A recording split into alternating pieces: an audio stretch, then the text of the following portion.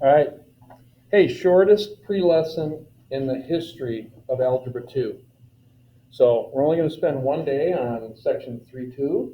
Um, boy, 80% of it is just basic algebra, so enjoy that. It's like, okay, I can breathe. But this book, this curriculum doesn't let you guys take it easy, ever. So they're going to give you some challenging problems to kind of make up for the simplicity of the first portion. Now, the pre-lesson, just not very mathy. It's just getting you prepared for your homework. So keep that in mind. On your homework, number 25 is going to be your stinker. Okay? I'm going to give you some hints. There's a whole bunch of information. It can be kind of overwhelming, but the goal of that problem is they only want you to build your equation, which is another word for function, which is another word for quadratic, because that's what we've been dealing with.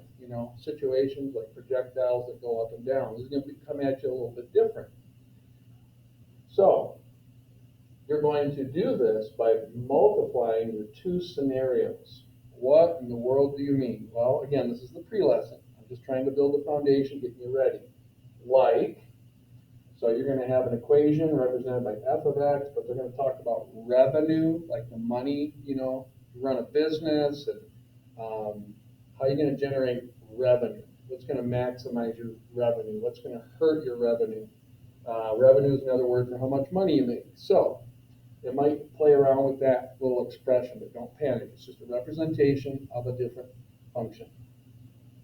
Bottom line is, whenever you're in business, you're going to talk about the cost of an item times the number of them, and you know, and strangely, the number of them, you might want to only sell a certain amount, like 20 computers.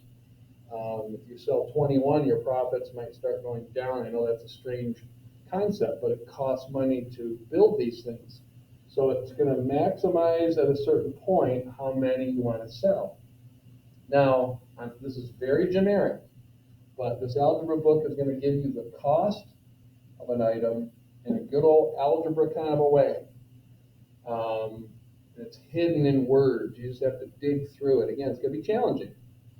The number of items is also going to be given in a hidden kind of a cryptic algebra message, which is frustrating, I know, but when we get to the next video, which is your example problems, I want you to really pay attention to what I just said in relationship to number 4.